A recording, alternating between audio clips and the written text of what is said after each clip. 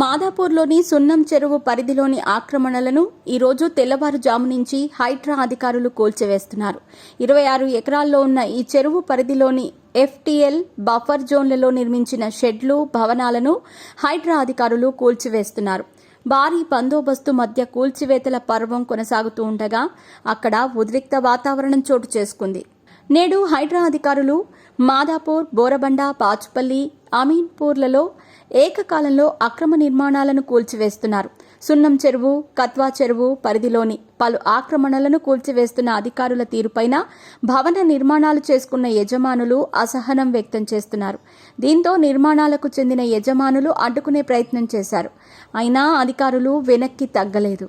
దీంతో కిరోసిన్ ఒంటిపై పోసుకుని 5గురు ఆత్మహత్యాయత్నం చేసుకుంటామని బెదిరించారు. తమ భవనాలు కూల్చివేస్తే ఒంటికి నిప్పంటించుకుంటామని అధికారులను హెచ్చరించారు. ఎలాంటి ముందస్తు నోటీసులు ఇవ్వకుండా ఎలా కూల్చివేస్తారని అధికారులను నిలదీశారు. తాము పిల్లా పాపలతో ఉన్నాం, ఎక్కడికి వెళ్లాలంటూ వారు గగ్గోలు పెట్టారు. తమ నివాసాలను కూల్చివేయకూడదని అక్కడి నివాసితులు కన్నీళ్లు పెట్టుకున్నారు. తమకు అన్ని పర్మిషన్లు వచ్చిన తర్వాతనే ఇంటి నిర్మాణాలు చేపట్టామని, ఎంతో కష్టపడి ఈ ఇల్లు కట్టుకున్నాం, వదిలేయండి అంటూ అధికారులను వేడుకుంటున్న దృశ్యాలు ప్రస్తుతం సోషల్ మీడియాలో వైరల్ అవుతున్నాయి. రాజకీయ నాయకులను, డబ్బున్న వాళ్లని వదిలేసి పేదవాళ్లపైన రేవంత్ రెడ్డి ప్రభుత్వం ప్రతాపం చూపిస్తుందని వారు అసహనం వ్యక్తం చేశారు.